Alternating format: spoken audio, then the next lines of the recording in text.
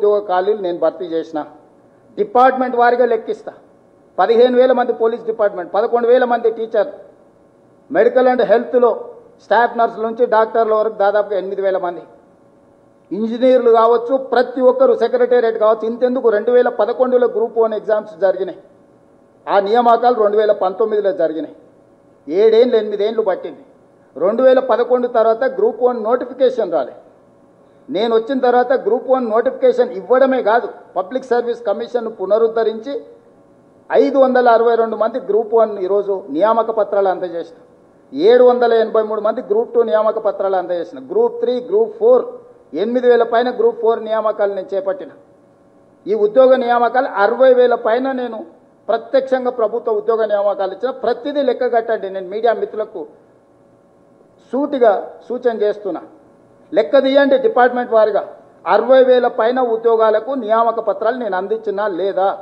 ఇవాళ 20,000 పైచలకు ఉద్యోగాల నోటిఫికేషన్లు ఇచ్చినా లేదా నన్నేంది అడిగేది నువ్వు వీసీలు వైస్ ఛాన్సలర్స్ని కూడా నియమించలే తెలంగాణలో ఉన్న అన్ని యూనివర్సిటీలకు వైస్ ఛాన్సలర్ నియమించి ప్రక్షాళన చేయట్లేదా ఇవాళ ప్రొఫెసర్ల రిటైర్మెంట్ ఏజ్ పెంచి పిల్లలకు చదువు నాణ్యమైన చదువును అందుబాటులోకి నేను తీసుకురాలేదా ఏ రంగాన్ని నిర్లక్ష్యం చేసినా చెప్పండి 1.5 ఇయర్స్లో 23 నెలల్లో మొదటి 6 నెలలు ఎన్నికలకే పోయింది మిగిలిన 1.5 ఇయర్లో నేను సాధించిన విజయాలు కావా సన్న బియ్యం నేను ఇచ్చిన కాదా నేను ఇచ్చిన రేషన్ కార్డులు లేవా నేను ఇచ్చిన ఉచిత కరెంటు ఇండ్లకు 50 లక్షల కుటుంబాలకు రావడం లేదా ఆడబిడ్డలకు ఆర్టీసీ బస్సు ఉచిత ప్రయాణం లేదా 500 రూపాయల సిలిండర్ మీ కళ్ళ ముందు కనిపించడం లేదా దాదాపుగా నువ్వు రోడ్లన్నీ వదిలేసిపోతే హ్యామ్లో ఈరోజు దాదాపుగా 20,000 కోట్ల రూపాయల టెండర్లు కొత్త రోడ్ల కోసం పిలిచింది లేదా నువ్వు వదిలేసిన ఆరామ్ గారు పూర్తి చేసింది నేను కాదా పీజీఆర్ ఫ్లైఓవర్ బ్రిడ్జ్ పూర్తి చేసింది నేను కాదా ఈరోజు మెట్రో విస్తరణ కోసం మెట్రోని బ్లాక్మెయిల్ చేసి 3 ఏళ్ళు ఆలస్యం చేసి 6,000 కోట్లు దాని భారాన్ని పెంచి దివాలా తీపించే పరిస్థితి వస్తే మెట్రో విస్తరణకు సహకరించకపోతే డిస్ఇన్వెస్ట్మెంట్ పేరు మీద పబ్లిక్ సెక్టర్ యూనిట్స్ అన్నిటిని కేంద్ర ప్రభుత్వం అమ్ముకుంటుంటే ఇవాళ మెట్రోని నేను టేక్ ఓవర్ చేసిన మెట్రోను విస్తరించడానికి నేను ప్రయత్నం చేసిన హైదరాబాద్ నగరానికి గోదావరి జలాలను తీసుకురావడానికి నేను ప్రయత్నం చేస్తున్నాను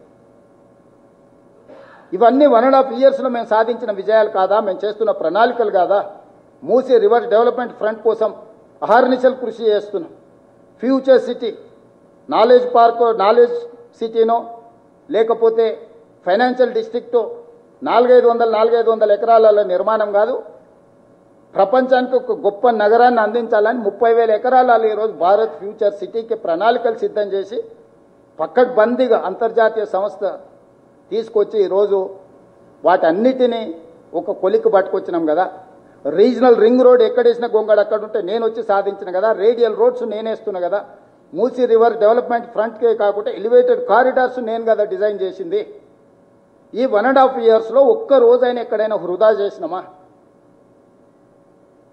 రాబోయే 10 సంవత్సరాలు మేము ఉంటాం ఇవన్నీ పూర్తి చేస్తాం బీఆర్ఎస్ బీజేపీకి కాంగ్రెస్ యూపీఏ 1 యూపీఏ 2కి ఏందా డిఫరెన్స్ అంటే మేము గ్రోత్ ఇంజన్ యాడ్ చేసినాం ప్రతిదీ ఆదాయాన్ని ఉద్యోగాలను పరోక్ష ఉపాధిని అందించే ప్రణాళికలు మేము తీసుకొచ్చినాం మేము సంపాదించినంత ఖర్చు పెట్టి విలాసవంతమైన జీవితం గడపడానికి మోడీ కేసీఆర్ ప్రయత్నం చేసిండ్రు ఐటీఐఆర్ కారిడార్ మేము ఇచ్చినాం మోడీ కేసీఆర్ కలిసి రద్దు చేసి ఐటీఐఆర్ కారిడార్ వస్తే కొన్ని లక్షల ఉద్యోగాలు ఐటీ రంగంలో వస్తుండే ఈరోజు ఐటీ సంస్థలు రాబట్టే కదా ఔటర్ రింగ్ రోడ్ ఉండబట్టే కదా అంతర్జాతీయ ఎయిర్పోర్ట్ ఉండబట్టే కదా ఫార్మా కంపెనీలు ఉండబట్టే కదా ఇవాళ హైదరాబాద్ నగరం ప్రపంచ స్థాయి నగరంగా మారింది ఔటర్ రింగ్ రోడ్ అమ్ముకొని పోలేదా మీ కళ్ళ ముందల 7,500 కోట్లకు ఎవడైనా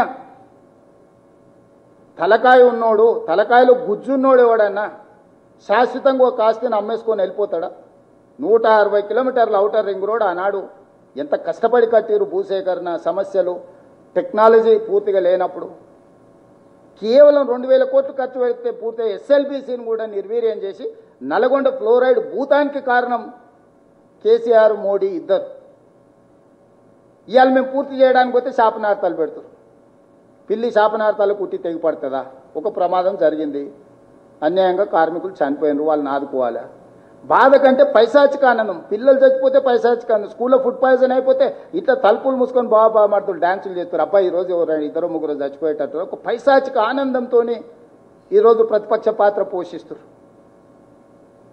ఏంది విష సంస్కృతి? ఎప్పుడైనా ప్రతిపక్షాలు ఇట్లా ఉండేనా? 10 ఏళ్ళు చంద్రబాబు నాయుడు గారు ఉన్నప్పుడు రాజశేఖర రెడ్డి గారు ప్రతిపక్షంలో ఉన్నారు. 10 ఏళ్ళు రాజశేఖర రెడ్డి గారు ఉన్నప్పుడు చంద్రబాబు నాయుడు గారు ప్రతిపక్షంలో ఉన్నారు. 10 ఏళ్ళు చంద్రశేఖరరావు గారు ఉన్నప్పుడు జానారెడ్డి, బట్టి విక్రమార్క గారు ప్రతిపక్షంలో ఉన్నారు. కానీ ఈ పైశాచిక ఆనందం, వికృతమైన చేష్టలు, ఏది పడితే అది మాట్లాడడం ఎప్పుడైనా జరిగిందా? మేము వచ్చినామో రాలేదో, అసలు కూర్చున్నామో లేదో, అంత భరించలేనితనమేంది? స్వతంత్రం వచ్చినప్పుడు కూడా రాజులు ఇట్లనే ఆలోచన చేశారు. పేదోళ్ళు, ఎస్సీ ఎస్టీ రిజర్వేషన్ల ఎమ్మెల్యేలు ఎంపీలు అయిపోతే జమీందారులు, జాగీర్దారులు అసలు వీళ్ళేంది, వీళ్ళు ఎమ్మెల్యేలేంది, వీళ్ళు అసలు కుర్చీలో కూర్చుంటారని. Same now they are repeating same culture. అంత అసహనం ఎందుకు కేటీఆర్ గారికి, హరీష్ గారికి? వాళ్ళ మొహాలు చూడండి. ఎప్పుడైనా ఒక్కసారి అసెంబ్లీలో ఉన్నప్పుడు ముఖమంతా పింజరించుకొని ఇట్లా విషమంతా ఇట్లా ఫేస్లో, నిజంగానే వాళ్ళ కళ్ళకి శక్తి ఉంటే మాడి మసైపోయేటట్టు చూస్తుంటారు ఆ ముఖ్యమంత్రి కుర్చీ దిక్కు. అసలు ఏంది మీ తాత ముత్తాతల జాగీర్ రాదేమన్నా? జాగీర్ అయినా కూడా పోతుంది. ఊర్లలో మాకు బొచ్చడు భూములు ఉండే పోయినాయి. సీలింగ్ యాక్ట్ వచ్చినప్పుడు ఇది చాలా మంది భూములు కోల్పోయిన వాళ్ళు ఊరు చాలా మంది. 4 రోజులు అయినాక మనసు కుదుట చేసుకుంటాము. అసలు ఏంది ఆ పైశాచిక ఆనందము? ఏంది వాళ్ళ విపరీతమైన ధోరణి? జూబ్లీహిల్స్ ఉప ఎన్నికల గురించి ఇక్కడ చెత్త ఉంది, అక్కడ మోరుంది, ఇక్కడ మురుకుంది అంటాడు. మున్సిపల్ మంత్రి నువ్వే కదా స్వామి. 3 సార్లు మీ ఎమ్మెల్యేనే కదా అక్కడి నుంచి. 3 సార్లు కిషన్ రెడ్డి బీజేపీ పార్టీ కదా ఎంపీ. మాకెన్నడ అవకాశం వచ్చింది? Councillor, corporator, MLA, MLC, MP, కేంద్ర మంత్రి, రాష్ట్ర మంత్రి, అన్ని మంత్రులు మీరు ఇద్దరే ఉంటారు, తోడు దొంగలు. దానికి కారణం మీరే కదా. మా ప్రాతినిధ్యమే లేదు అక్కడ. ఆ సమస్యకు మమ్మల్ని ఎట్లా జవాబు చెప్పంటాడు కేటీఆర్. 10 ఏళ్ళు అట్లా చేసినందుకు నేను అందుకే చెప్పిన, ఏదన్నా చెత్తకుండి చూసి ఓ రోజంతా ఆయనను గట్టేరాడ, దాంతోనే ఆయనకు తత్వం బోధపడుతుంది అని. దయచేసి